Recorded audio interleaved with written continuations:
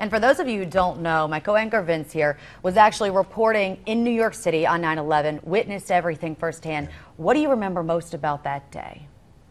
Wow, a lot of things. The one thing that strikes me the most was it was an incredibly beautiful day. It was bright sunshine, there wasn't a cloud in the sky, low 70s. And I normally didn't work a day shift, but that day I was filling in for another reporter, and I was doing a story on Wall Street, which isn't far from the Twin Towers. When just before 9 o'clock, we heard all this commotion, and next thing you know, our scanners started going crazy. That something had happened at the World Trade Center, and we all rushed over. And we were just in disbelief by what had happened. By the time we got there, we just saw the one tower on fire. And then it wasn't but 10 minutes later, the second plane hit. And then we knew something was bad. I remember, unfortunately the bad stuff, people holding hands and jumping out of the towers, the choice either jump or burn alive.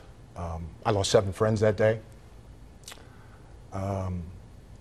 In the days following, when you'd go down to the area, people would come up, families, with pictures of their loved ones that they were convinced were still alive.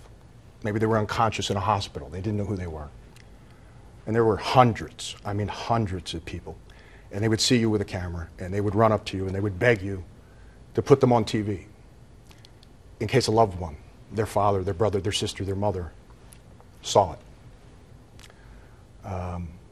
We knew that nobody survived, very few people survived, but you couldn't say that, so we would do the interviews. I think the most thing that strikes me the most is it was 2 days before I got home for the first time. My family didn't know. They would have to watch TV, my wife and my daughter, to know if I was still alive. I almost died in World Trade 7. That was the 3rd building that collapsed. I was there alone with a photographer. After leaving 20 minutes later, the building collapsed. When I got home, and your dad can relate to this, my daughter was 5 and a half at the time.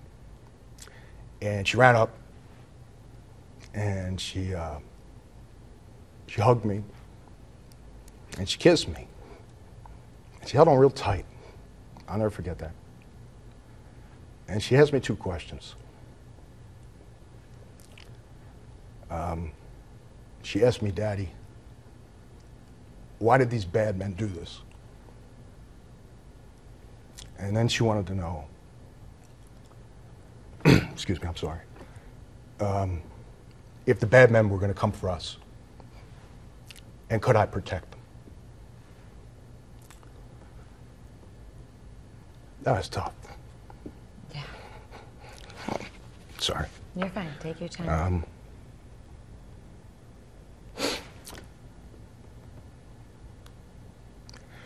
I guess in hindsight, it's questions like that from little girls and little boys at that time as to why we fight this war on terror. And why we remember this day every year. Yeah. And every day. Remembering those who do protect us, first responders, and those fighting both here and abroad. Absolutely.